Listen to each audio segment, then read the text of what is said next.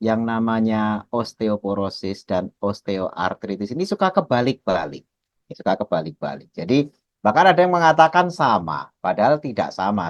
Jadi harus kita bisa bedakan, kemudian kita kenali, terus kita jauhi. Ya, kita kenali untuk bisa kita cegah, dan itu bisa kita tempuh jalan-jalan agar kita tidak mengalami keduanya. Sebagaimana kita tahu, Rasulullah SAW pernah menyampaikan bahwasanya ada penyakit-penyakit yang memang tidak ada obatnya, bahkan disebutkan habatus sauda atau obat segala penyakit, tapi ternyata ada kecualinya, yakni asam, yakni kematian. Tapi juga ada disebutkan semua penyakit ada obatnya, kecuali apa?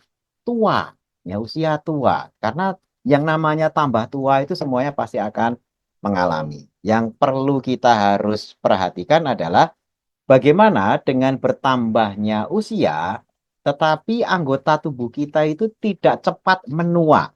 Ya, walaupun usia organ tubuh kita itu juga akan tambah usia, tetapi jangan sampai mengalami percepatan penuaan atau kalau bahasa Inggrisnya itu accelerated aging ya atau penuaan dini gitu ya.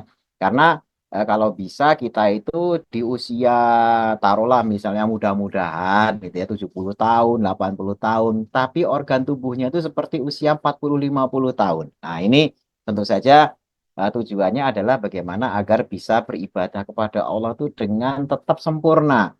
Ya tidak perlu harus mengambil rukhsah akhirnya sholat dengan duduk atau dengan berbaring. Kan lebih bagus kalau tetap di usia tua sholatnya masih bisa berdiri, masih bisa melakukan ibadah-ibadah yang lain dengan kuat. Nah, makanya sebagaimana juga pesan Nabi, mukmin yang sehat itu adalah mukmin yang lebih dicintai, yang lebih disukai, ya memang yang sehat, yang kuat gitu ya, lebih disukai daripada yang lemah. Nah, kita akan bahas di sini satu persatu. Kita kenal dulu osteoporosis. Yang kita kenal istilah dalam bahasa awamnya itu adalah pengeroposan tulang. Nah, ini perlu diingat biar nggak keliru dengan osteoartritis. Osteoartritis seringkali disingkat OA, ya. Kalau osteoporosis ini tulang keropos. Maksudnya keropos gimana? Yakni densitas atau kepadatan tulangnya itu menurun sehingga ya keropos. Yang namanya keropos potensi untuk patahnya itu besar sehingga tidak bisa kuat menopang beban yang diberikan oleh tubuh kita. Nah, sebagai contoh ilustrasi ya kita bisa dilihat, bisa kita perlihatkan gambar di sini ya. Ini adalah tulang ya, anatominya. Anatomi tulang di sini kita lihat di dalam ilustrasi ini ada spongy bone. Jadi kayak spons. Ya, spons itu kan ada rongga-rongganya. Ya, ada spons yang rongganya itu tidak terlalu banyak, artinya padat. Nah, disitulah ukuran osteoporosis, ya. Ini kepadatan. Di mana kalau sponsnya itu padat, gitu, ya, di jaringan sponsnya itu spongibun itu maka dia akan menunjukkan tulang tersebut kuat. Tapi kalau rongganya itu banyak, bolong-bolongnya itu banyak gitu ya. Makanya di sini ada gambar trabekule, ya trabekula. Nah, di lingkaran ini. Ini kalau rongganya itu kecil-kecil, sempit, maka tulangnya padat. Tapi kalau rongganya rute lebar-lebar, berarti tulangnya itu sudah keropos. Nah, osteoporosis itu pengeroposan. Jadi, ini biar bisa membedakan dengan yang namanya osteoartritis, di mana bahasa awamnya pengapuran. Ah, mesti semuanya pernah dengar yang namanya pengapuran. Tapi kadang-kadang orang malah menyebut pengapuran itu pengeroposan. Beda. Osteoporosis bukan pengapuran. Yang disebut pengapuran itu justru OA, osteoartritis. Pengapuran, kok disebut pengapuran gimana? Karena di jaringan ikat tulang itu sudah mengalami penuaan sehingga tidak lunak lagi, ya, sehingga tidak mengalami sebagaimana yang masih muda tulangnya itu masih empuk, masih elastis, ya, bantalannya itu masih membal gitu ya, masih bagus. Kalau sudah makin tambah usia itu mengeras. Nah, pengerasan ini derajatnya macam-macam yang nanti akan menentukan derajat osteoartritisnya. Nah, dengan pengerasan ini akan mengalami penyempitan ruang sendinya dan juga pelumasannya juga akan terganggu karena ini semuanya terkait sama produksi jaringan ikatnya. Ya, kalau masih muda jaringan ikatnya itu banyak. Makanya Bapak Ibu yang makan tengkleng yang ada tulang-tulangnya itu kalau binatang yang digunakan untuk tengkleng itu masih muda, ya kambing batibul, balibul misalnya itu biasanya tulangnya mudah dikunyah gitu ya, karena masih empuk, masih tulang rawan ya. Kalau orang kriuk-kriuk, krenyes-krenyes gitu ya. Tapi kalau sudah kambingnya bandot tua gitu ya, udah keras banget, itu malah gigi kita bisa kalah ya karena mas udah keras. Nah, itulah penggambaran betapa ketika tambah usia tulang kita kehilangan jaringan ikat atau fibroblastnya itu makin menurun. Nah, bagaimana? Ya ini kita akan bahas pada hari ini bagaimana tambah usia. Oke, karena usia itu mesti bertambah. Tapi bagaimana tulang kita itu tidak ikut menua. Artinya jaringan ikatnya masih terjaga, masih masih membal ya, gerakannya juga masih lentur. Nah, ini yang kita akan bahas pada kesempatan siang hari ini. Nah, kita akan kasih ilustrasi osteoporosis tuh. Di gambar yang sebelah kiri, ya, yang warna hitam, itu menjelaskan tentang osteoporosis. Jadi kalau yang tulang sebelah paling kiri itu adalah tulang yang masih sehat, di mana ruang sponsnya itu padat. Ya, sehingga bintik-bintiknya itu kecil. Makanya warna hitam itu bintik-bintik kan ruang rongga udara itu masih sedikit. Sehingga tulang ini keras dan tulang ini mesti kuat ya. Sehingga kalau misalnya jalan, jatuh atau apa namanya nopang tubuh kita itu masih bagus. Beda dengan yang sebelah kanan. Ya, ini sudah mengalami osteoporosis, yakni sudah mengalami pengeroposan sehingga ruang udaranya melebih luas karena trabekulanya itu makin miskin, makin sedikit. Nah, ini kropos sekali. Jadi walaupun secara fisik luar, secara kulit luarnya, kita lihat yang paling bawah itu, kiri dan kanan sama. Tapi luarnya saja. Tapi kalau itu kesandung, yang tulang yang sebelah kanan ini misalnya kesandung terus jatuh brek gitu, itu bisa patah. Karena lemah sekali, kropos. Ibarat kayu yang sudah dimakan rayap dalamnya itu, sudah kropos, nggak ada apa namanya benda padatnya ya begitu pada beban tertentu rumah itu bisa roboh tiba-tiba. Ya itu kalau yang sudah dimakan rayap. Nah ini demikian juga dengan tulang ini. Nah maka kita usahakan agar tulang kita yang sebelah kiri itu yang masih padat. Nah nanti kita kasih tipsnya. Yang sebelah kanan itu adalah penggambaran osteoartritis. Nah ini saya kasih gambar gitu ya, yang agak gede.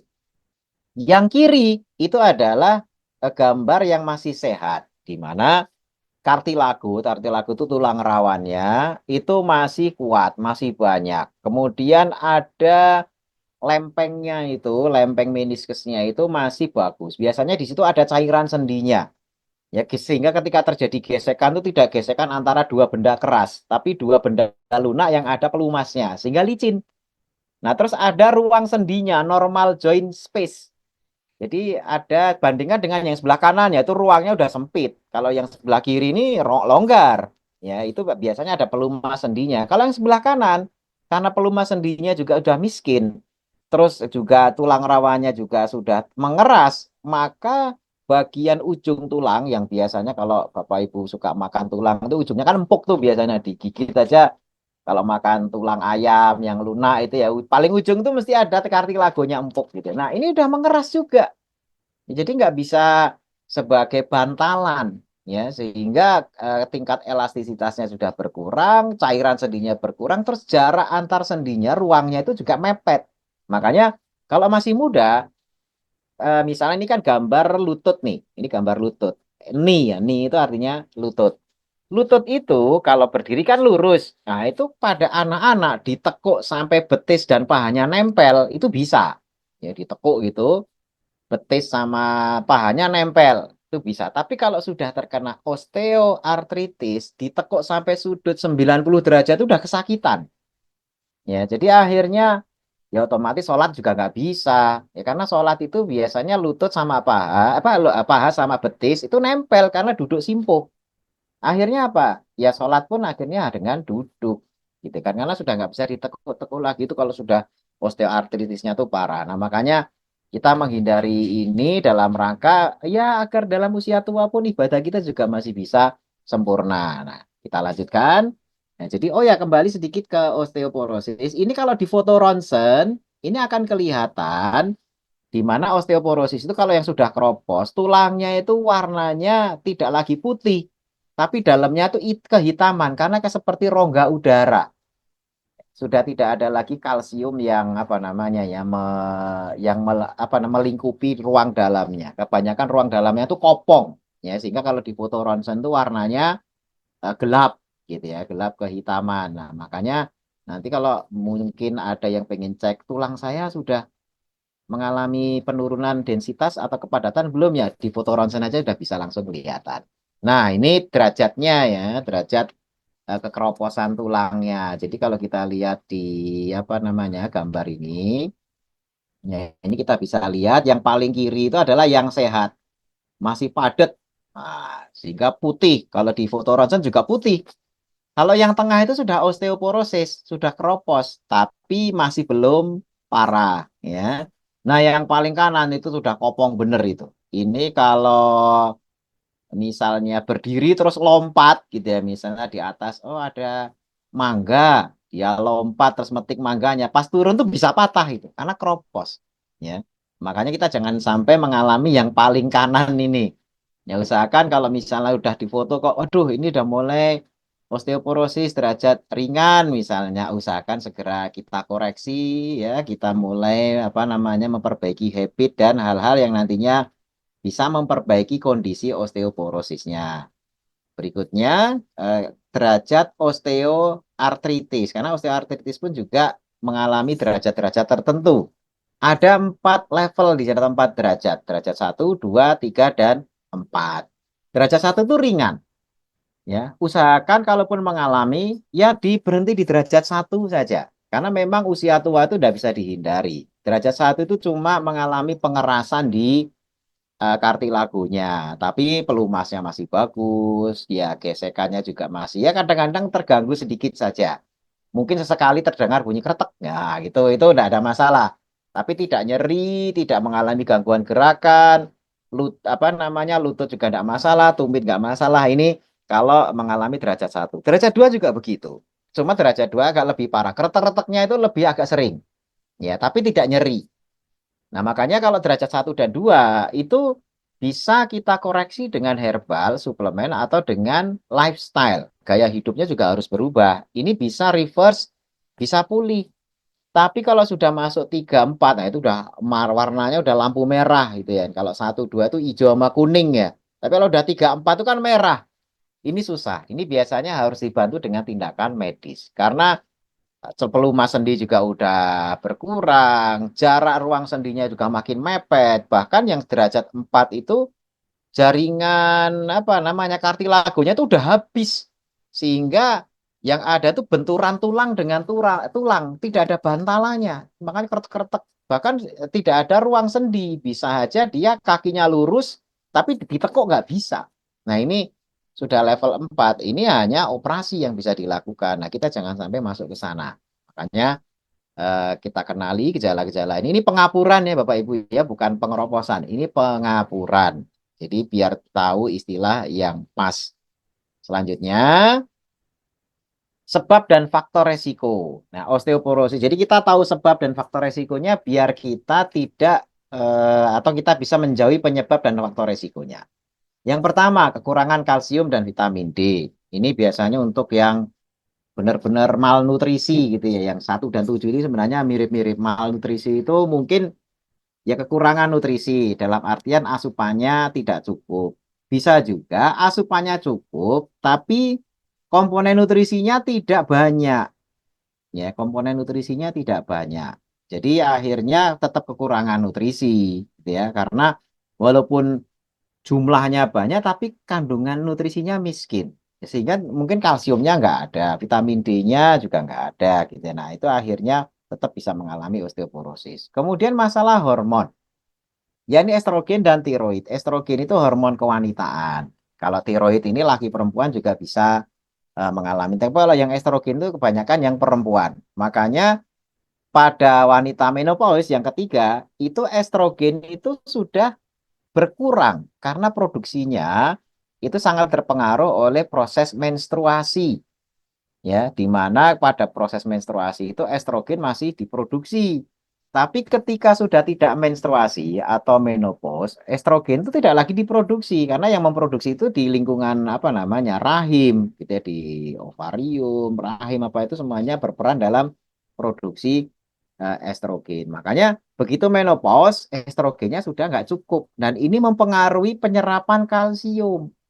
Ya, sehingga walaupun kalsiumnya cukup, tapi hormon estrogennya kurang, akan terganggu penyerapan kalsiumnya. Makanya selalu kropos, karena kalsium yang ada tidak terserap dengan baik gara-gara hormonnya estrogen dan juga ini terkait sama tiroid gitu ya, kayak punya gangguan hipertiroid. Tiroidnya terlalu tinggi, ini juga akan mengalami gangguan kalsium tadi itu. Kemudian yang keempat, obat steroid. Nah, steroid itu adalah obat-obatan yang dulu dianggap obat dewa. Nah, ini hati-hati Bapak Ibu yang sangat ingin kembali ke alam dengan mengkonsumsi herbal. Kenapa? Karena ada produsen-produsen nakal yang menggabungkan herbal dengan BKU, bahan kimia obat. Ya, sehingga reaksinya sespleng.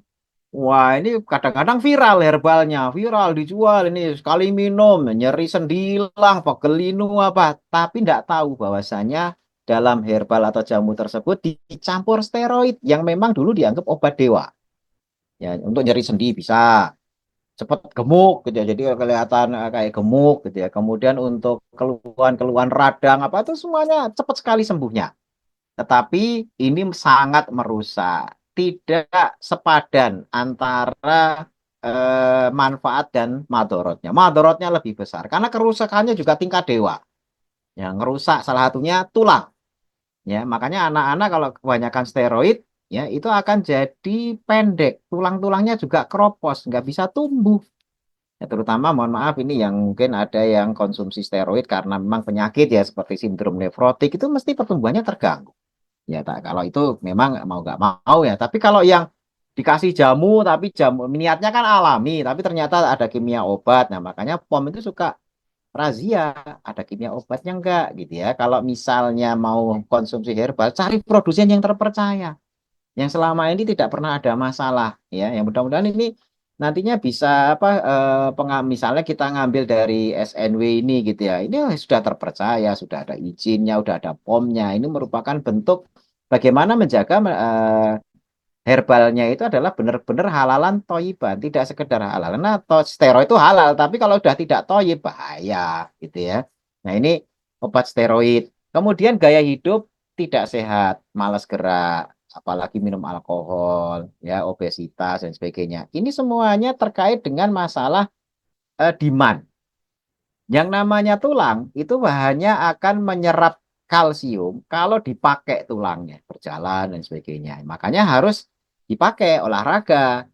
Ya paling ringan jalan kaki lah, kemana-mana jalan. Bahkan sebagian menganjurkan sehari itu 10.000 langkah. Nah itu usahakan kita bisa mencapai angka minimalnya, apa minimalnya itu 10.000 langkah tadi. Ya cuma memang ini bagi yang malas gerak berat gitu ya.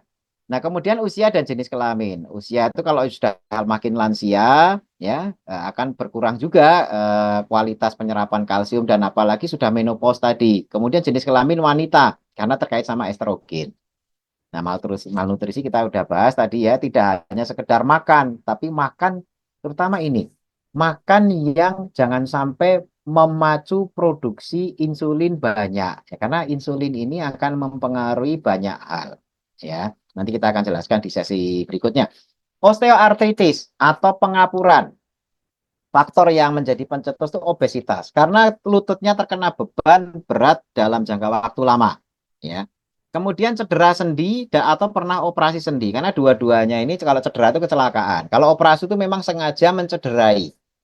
Ya, jadi dua-duanya memiliki efek yang sama karena penyembuhannya seringkali merusak sendi. Nah, ini akhirnya ujung-ujungnya mengalami osteoartritis. Kemudian usia. Ya, usia di mana makin tambah usia, produksi kolagen, produksi jaringan ikat, produksi fibroblast, produksi cairan sendi, ya, yang semuanya itu komponennya sama, ya, ini jaringan ikat.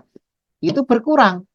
Ya, sehingga mau tidak mau gimana caranya mempertahankan agar tidak berkurang. Nah, salah satu yang harus dipertahankan adalah growth hormonnya itu harus tetap dijaga. Growth hormone itu hormon pertumbuhan. Karena itulah kenapa anak-anak dan remaja itu tulang rawannya masih bagus karena growth hormonnya tinggi. Makin tambah usia, growth hormonnya rendah. Nah, salah satu yang bisa nanti memicu growth hormon tinggi itu adalah pertama, itu insulin harus rendah.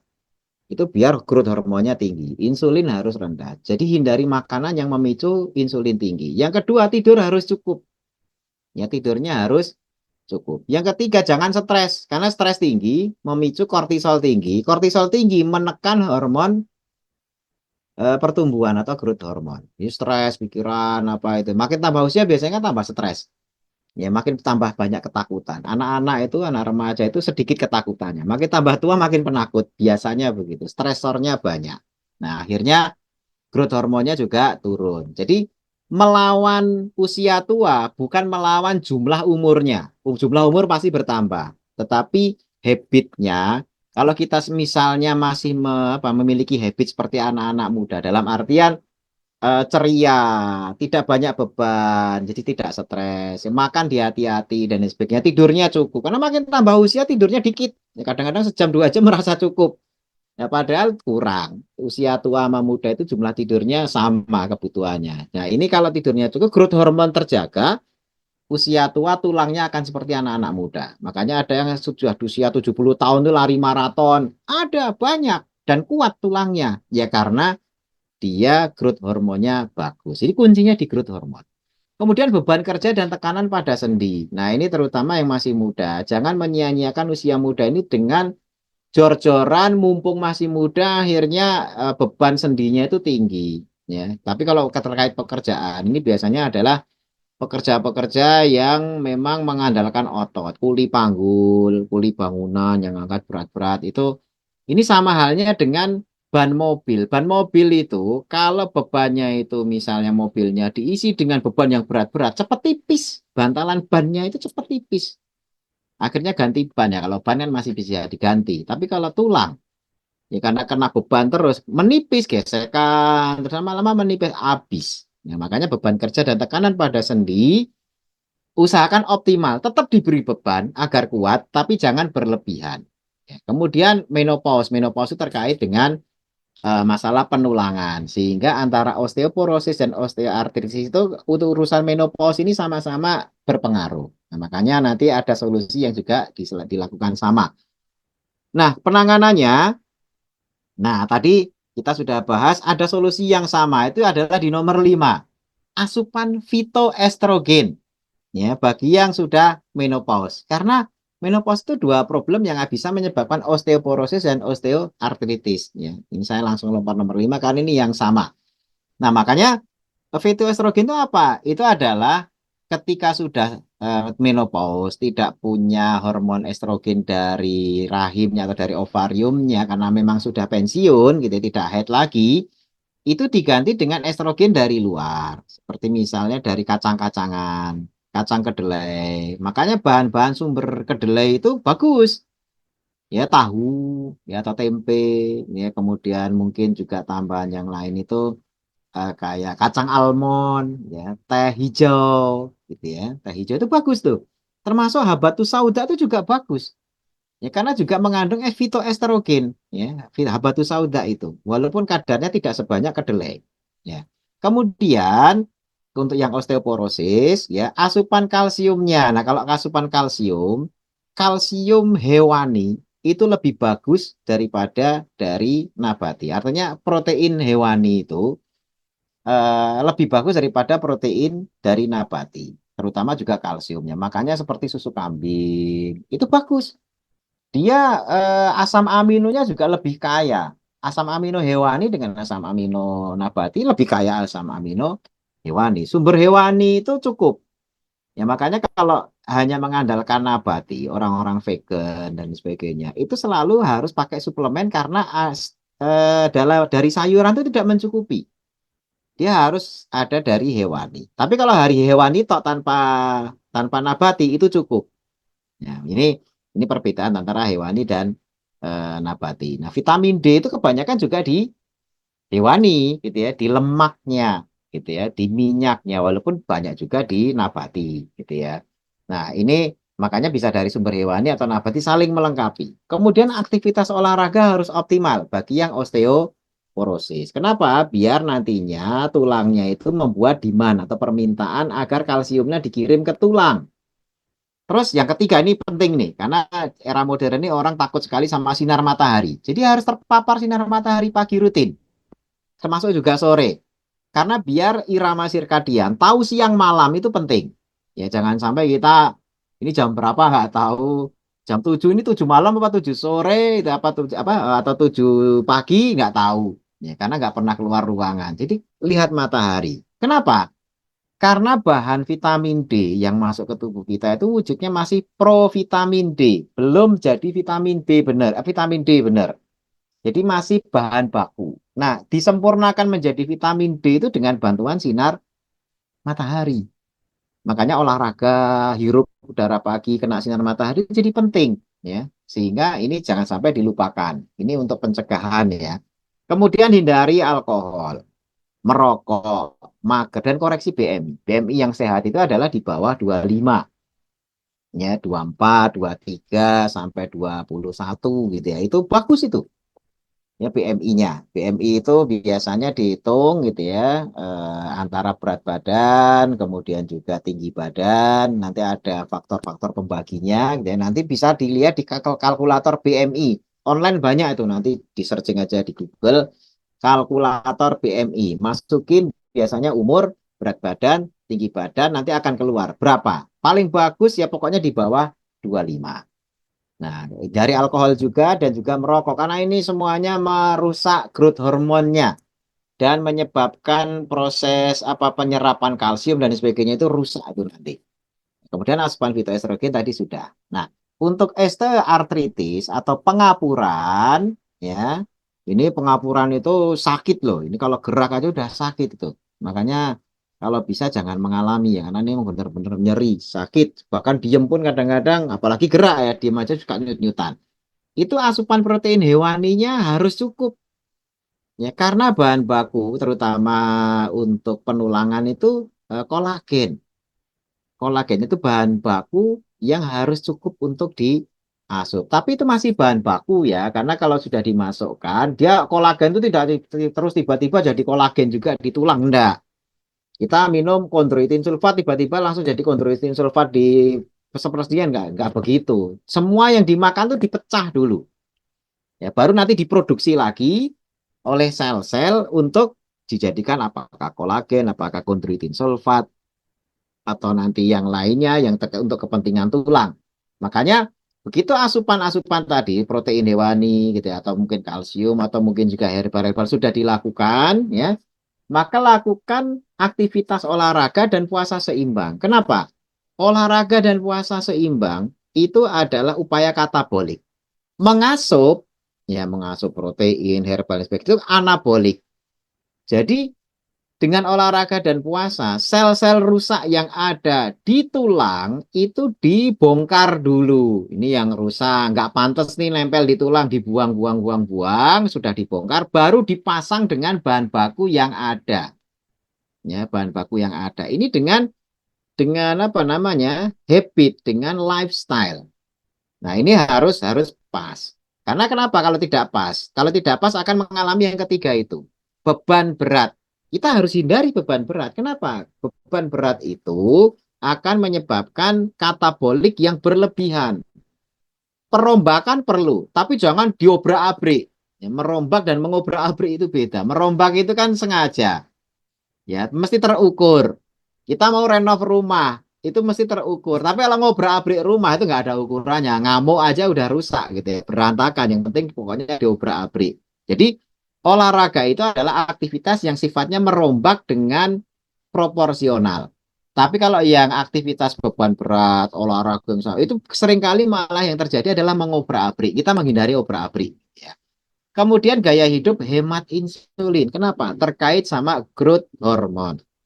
Nah, makanan yang banyak memicu produksi insulin sehingga boros insulin itu adalah gula atau karbohidrat, terutama karbohidrat yang simpleks. Ya, kalau karbohidrat kompleks seperti serat itu aman. Tapi kalau karbohidrat simpleks, gula pasir, ya gula merah, ya kemudian gula macam-macam, gula aren dan semua segala macam gula lah. Itu adalah karbohidrat yang sifatnya simplek, tepung, ya nasi dan lain sebagainya. Itu begitu naik insulinnya, dia akan menghambat yang namanya growth hormone. Begitu growth hormonnya terhambat, ya otomatis yang namanya pergantian apa namanya sendi, ya jaringan ikat, pelumasan, walaupun sudah makan bahan bakunya itu ya tadi itu mungkin sudah saya sudah suplemen ini dok, saya sudah makan ini makan itu kok belum sembuh juga ya karena insulinnya tinggi sehingga yang namanya growth hormone tidak mendukung untuk perbaikan karena growth hormone yang diproduksi tergantung pada kadar insulin. Kadar insulin rendah, growth hormonnya tinggi. Kadar insulin tinggi, growth hormonnya mesti rendah. Nah, itu saling berkaitan. Makanya ini adalah tips yang perlu dilakukan. Berikutnya, tindakan yang bisa dilakukan untuk osteoporosis, yang untuk lifestyle dan herbal, itu hanya untuk yang ringan. Ya, artinya dengan susu, dengan herbal tadi yang kita sudah bahas, perubahan lifestyle itu untuk yang ringan saja. Tapi kalau sudah berat, yang severe tadi, yang gambarnya sudah rongganya makin banyak, itu biasanya ada penyulit. Penyulit itu bisa penyakit. Penyulit itu juga bisa misalnya gini, osteoporosis tadi kan terkait sama steroid. Padahal dia menderita penyakit yang harus konsumsi steroid terus-menerus. Ya, seperti autoimun. Itu seringkali minum steroid terus-menerus. Akhirnya mau nggak mau ya tulangnya kerop. Nah, di sini harus dibantu pengawasan dokter, di pengobatan medis. Bahkan kalau sudah sudah patah dan sebagainya harus operasi dan prostetik. Jadi makanya jangan sampai jatuh kepada yang berat. Itu aja pesan kita. Sehingga kenali dari sejak dini biar bisa menghindari yang berat. Kemudian osteoartritis derajat 1 2 itu bisa reverse. Bisa kita koreksi. Cukup dengan lifestyle, perbaikan nutrisi, nanti apa namanya jaringan ikatnya membaik, pelumasannya membaik, gitu kan, elastis lagi, membal lagi seperti semula, seperti anak muda, selesai. Tapi kalau sudah derajat 3 4, wah, ruang sendinya aja udah mepet. Mau nggak mau harus direnggangkan. Direnggangkan itu tidak mudah, mesti harus dibantu oleh tindakan medis, bahkan kadang-kadang dioperasi dan lain sebagainya. Nah, makanya jangan sampai kalau mengalami masuk derajat 3 4 itu ditekuk aja udah nggak bisa. Mau nggak mau sholat berdiri bisa karena lurus. Tapi begitu nanti suruh duduk simpuh nggak bisa karena pergerakan sendinya terbatas. Nah, ini kita hindari derajat 3 dan 4. Selanjutnya, sebagai kesimpulan, sebagai penutup, osteoporosis dan osteoartritis ini penyakit degeneratif. Artinya, makin tambah usia, orang semuanya mengalami. Tapi usahakan jangan mengalami percepatan degeneratif. Bahkan justru kita mengusahakan perlambatan degeneratifnya itu melambat. Di usia tua boleh tambah umur, ya, tapi jangan menua organ tubuh kita. Semuanya bisa dicegah dengan herbal alami dan lifestyle pada tahap tertentu. Ya, karena pada derajat khusus, ya tadi itu 3 4 atau yang sudah severe tadi itu yang sudah parah, itu mau nggak mau harus medis. Nah, kalau udah medis udah rumit. Itu lifestyle nggak banyak menolong karena udah terlanjur. Makanya jangan sampai itu.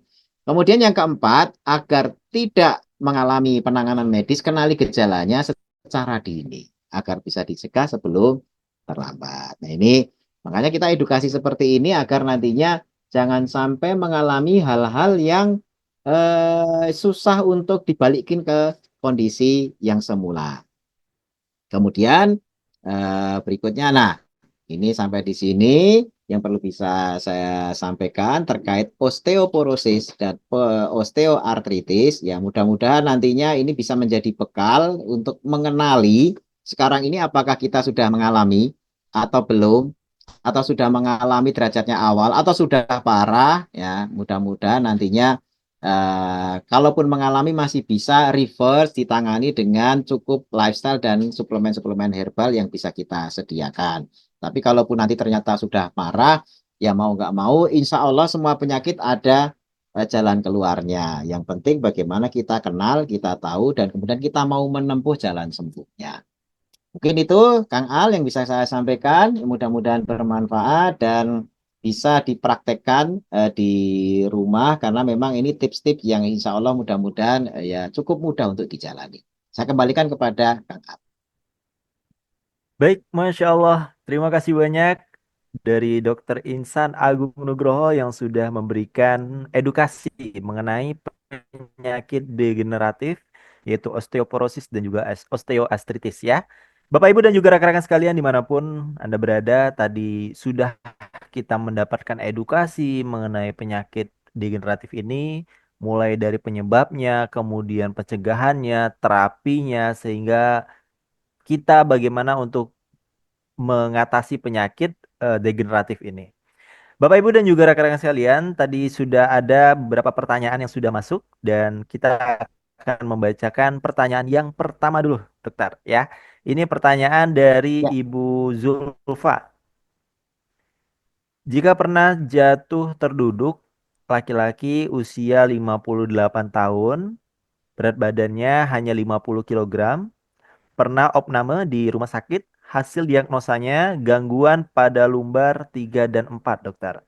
Hanya disarankan terapi, namun untuk jalan sekitar 50 langkah kaki masih kebas, pinggang nyeri. Terapi apa yang perlu dijalani, Dok? Dan solusi herbal SNW apa yang diperlukan? Mohon untuk jawabannya. Silakan Dokter Insan ya. untuk pertanyaan dari Bu Zulfa. Jadi jatuh terduduk itu akan mengalami yang namanya kompresi. Kompresi itu tulang belakang kita ini kan sebenarnya terdiri dari banyak tulang, ya. Ada 30-an lebih tulang dijejer gitu ya. Kayak kalau kereta api itu kayak gerbong. Ya, gerbong itu jejer-jejer. Nah, ruang antar gerbong itu kan ada. Gerbong satu dengan gerbong nomor dua, gerbong nomor tiga itu ada celahnya. Nah, ketika kereta api itu tiba-tiba direm mendadak, jadi lokomotifnya itu ngerem mendadak, tiba-tiba berhenti, set gitu ya. Itu berarti gerbong yang di belakang itu nanti akan tiba-tiba nabrak gerbong depannya. Jeder, jeder, jeder, jeder. Tinggal kalau itu 30 gerbong ya itu akhirnya ruang apa namanya ya, ruang sendinya itu nanti akan mepet ya. Yang paling mepet adalah yang paling dekat dengan lokonya. Kalau yang belakang itu kan belakangan, ya masih agak renggang. Tapi kalau yang langsung adep-adepani lokomotif tiba-tiba ngerem, terus gerbong belakangnya itu tiba-tiba juga berarti jedernya itu dia bisa nempel ke lokomotifnya. Tapi kalau makin ke belakang, dia tidak sampai defek yang mepet banget kalau di gerbong paling belakang. Nah, yang ibu alami atau tadi bapaknya ya yang 58 tahun itu seperti itu. Jadi ketika jatuh terduduk, ya mohon maaf bagian lumbar yang bawah terutama ya mohon maaf itu tulang duduknya atau di bagian pantatnya itu adalah lokomotifnya tiba-tiba berhenti dek gitu ya. Nah, itu tulang-tulang atasnya ya otomatis akan terkompresi jadi mepet. Nah, mepet ini ada beberapa efek yang akan dirasakan. Pertama, mesti ada saraf yang kejepit. Makanya tadi yang lumbar itu saya nggak tahu. Apakah mungkin itu saraf kejepitnya di titik itu.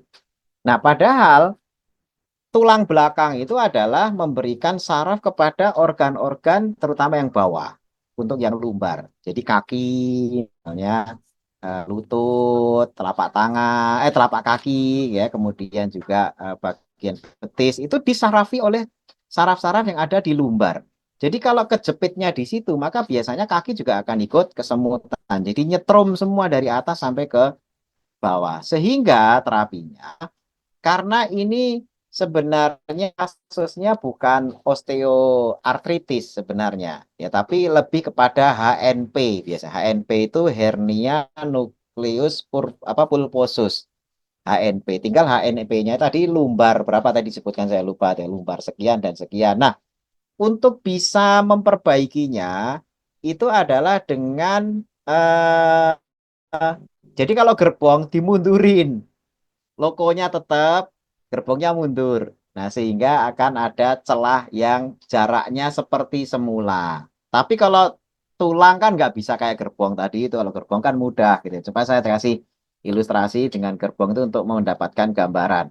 Jadi kalau tulang itu biasanya di korset, dikasih korset. Jadi ya sebenarnya harusnya ditarik dulu atau disuruh berdirinya itu suruh tegak begini terus dipasang korset gitu ya. Korset itu kayak stagen gitu. Sehingga dia imobilisasi, nggak boleh gerak begini terus. akhirnya ruang sendinya balik. Tapi ini susah dan butuh waktu lama. Kadang-kadang ada yang dengan jalan cepat dioperasi.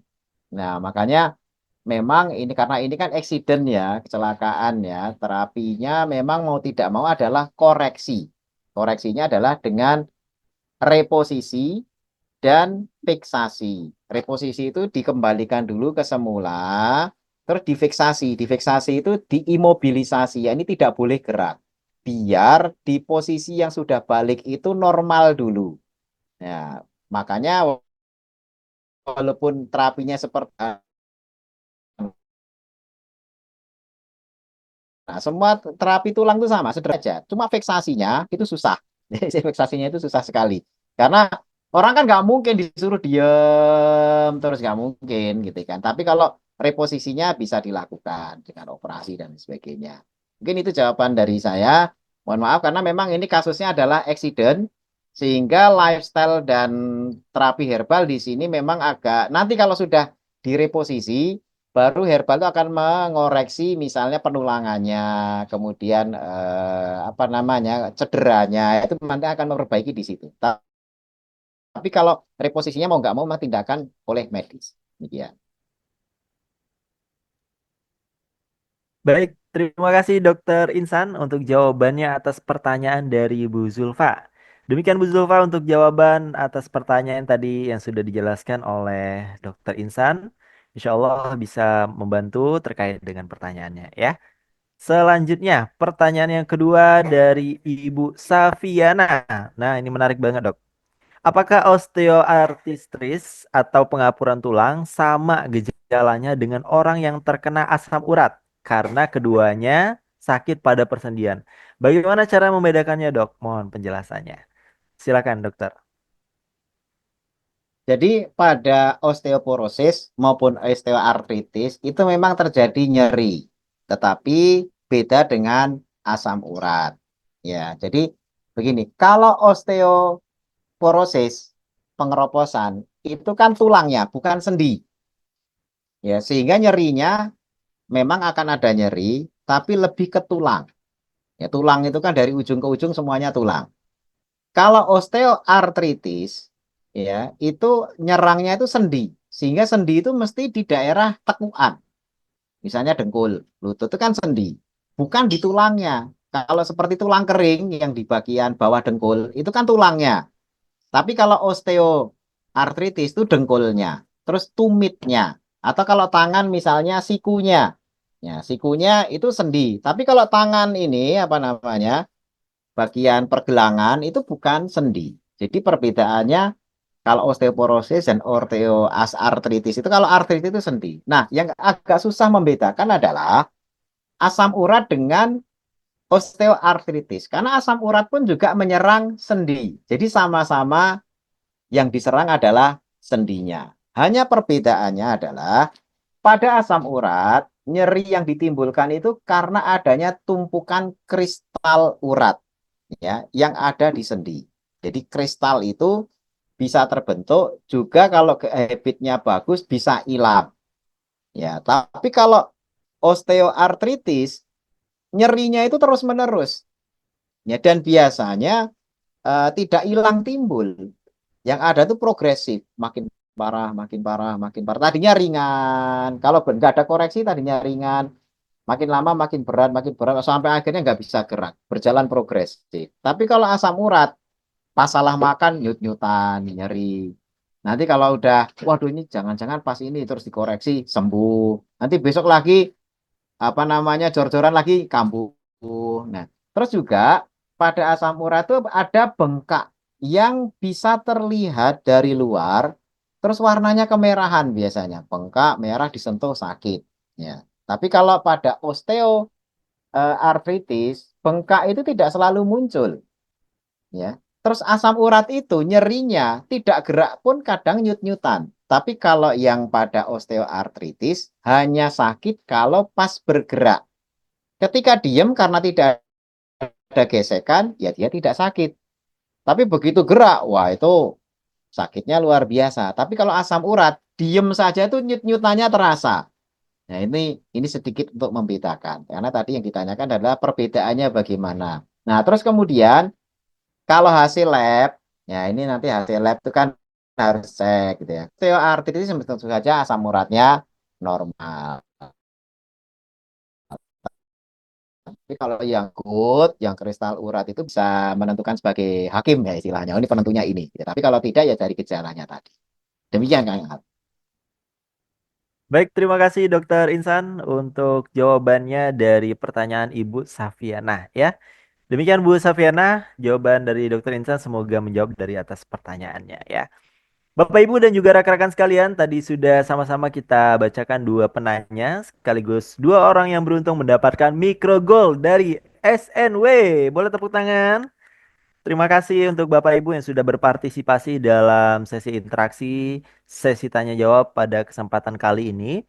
Namun jangan khawatir untuk Bapak Ibu yang sudah meletakkan pertanyaannya di chat live streaming Facebook atau yang baru mau meletakkan pertanyaannya di kolom chat live streaming, silakan ya. Nanti akan kami jawab dan jawabannya langsung dari Dokter Insan dan kami akan membantu untuk meneruskan jawaban atas pertanyaan dari Bapak Ibu semua melalui WA ya. Terakhir dari Dokter Insan dalam sesi kali ini silakan untuk dapat menyampaikan closing statement untuk sahabat Facebook kampus SNW. Silakan dokter. Baik, sebagai closing statement, perlu saya sampaikan bahwasanya kesehatannya adalah amanah dari Allah. Kita dilahirkan ke dunia ini kan tujuannya adalah beribadah kepada Allah. Dan kesehatannya adalah salah satu piranti, alat atau tools yang membantu agar ibadah kita itu baik. Nah, sementara kita juga mengalami dalam kehidupan ini penuaan, tambah umur, ya tambah umur. Sehingga tambah umur itu pasti. Sampai makin hari, ini ntar lagi tahun baru, tambah umur setahun lagi, dan lain sebagainya itu pasti. Tapi usahakan organ-organ tubuh kita itu setidaknya jangan menua terlalu cepat. Ya, sehingga kalau bisa ya usia boleh jadi 60-70 tahun gitu, tapi organ tubuhnya itu masih muda. Ya, dengan cara tentu saja dijaga. Penjagaan inilah yang kemudian kita perlu mengadakan pertemuan-pertemuan edukasi-edukasi seperti ini agar kita itu bisa menjaga kesehatan kita secara optimal. Sekali lagi, ini bukan untuk biar panjang umur loh, bukan. Karena kalau cuma sekedar panjang umur saja, ada orang yang usianya sampai 90 tahun, tapi di usia 50 sudah stroke. Nah, ini kan 50 udah stroke, sudah lumpuh, tapi panjang umur sampai 90 tahun. 40 tahun sisanya itu diisi dengan peratapan aja. Ngeluh, waduh makan disuapin, ke sana mari, nggak bisa karena lumpuh. Gitu. Bukan itu. Justru malah kita pengen, ya, tidak hanya sekedar panjang umur, tapi kualitas itu yang paling penting. Karena bagaimana orang bisa panjang umur 90 tahun, tapi 40 tahunnya itu dalam keadaan merepotkan orang lain.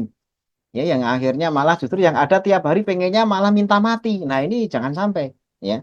Karena kondisinya kualitas hidupnya itu jelek gitu kan. Jadi ini bukan masalah nanti kalau ini biar panjang umur, bukan. Kita bukan bukan sekedar panjang umur tetapi kualitas hidup yang baik, kualitas kesehatan yang baik agar apa? Tidak hanya sekedar sehat tok, terus habis itu berhenti, tapi agar ibadah kita kepada Allah pun juga tetap sempurna di usia-usia lanjut kita. Jangan sampai nanti akhirnya mau nggak mau walaupun ada rukhsah, ada keringanan. Tapi alangkah baiknya kalau rukhsah itu tidak perlu kita ambil karena kondisi tubuh kita itu selalu prima sebagaimana anak-anak yang masih muda. Seperti Kang Al yang masih muda ini masih energik. Nah, nanti yang sudah mengalami usia-usia lansia usahakan masih tetap energik dan sehat. Itu harapan kita. Demikian. Masya Allah luar biasa. Terima kasih banyak Dokter Insan Agung Nugroho selaku konsultan kesehatan SNW yang sudah berbagi pada kesempatan kali ini mengenai penyakit degeneratif yaitu osteoporosis dan osteoartritis. Bapak Ibu dan juga rekan-rekan sekalian, perlu diketahui bahwa penyakit osteoporosis dan osteoartritis ini adalah penyakit degeneratif yang tentunya akan kita temui atau bahkan kita alami seiring dengan bertambahnya usia, bertambahnya umur kita, dan itu akan berefek kepada kesehatan kita. Tentu hasil daripada edukasi yang kita dapatkan pada kesempatan kali ini, mari sama-sama kita terus menjaga kesehatan tubuh kita, khususnya untuk kesehatan tulang dan sendi kita ya. Bagi Bapak Ibu yang sudah usia 40 ke atas ya, jangan khawatir. Usia boleh bertambah, usia boleh tua, tetapi semangat tetap harus muda. Ya, boleh tepuk tangan untuk kita semua Bapak Ibu.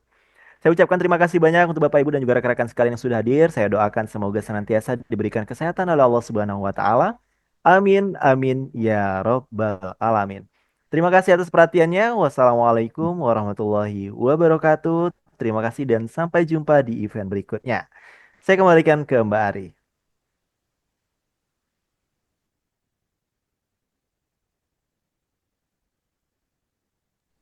Ya, alhamdulillahirabbil alamin, Bapak Ibu semua, kita sudah mendengarkan penjelasan yang luar biasa dari Bapak Dr. Insan Agung Nugroho mengenai osteoporosis dan juga osteoartritis. Dan Bapak Ibu sekalian, tadi juga disampaikan oleh Dr. Insan bahwa kesehatan adalah karunia gitu. Ini adalah amanah yang perlu kita jaga bersama. Dan Bapak Ibu tadi juga kita diingatkan bahwa semua orang akan menua, tetapi bagaimana masa menua itu tidak datang dengan cepat begitu ya. Jadi kita perlu jaga kondisi kesehatan kita dengan baik agar bisa tetap bugar dan juga tetap fit walaupun di usia yang sudah lanjut. Dan Bapak Ibu, untuk persoalan osteoporosis dan juga osteoartritis, alhamdulillah untuk herbal dan juga makanan kesehatannya, SNW memiliki yang kita sebut kita kenal dengan susu Etawa Goat Milk ya. Dan di sini dari HNT Food, di sini susu ini akan sangat baik dikonsumsi oleh Bapak Ibu yang usianya di atas 30 tahun ya, di atas 40 tahun untuk menjaga kesehatan tulang dan juga sendi. Dan Bapak Ibu di sini susu bersifat nutrisi gitu ya, dan memberikan asupan kalsium yang baik untuk tubuh dan juga untuk peradangan sendi sendiri itu bisa menjaga kesehatan sendi dengan baik.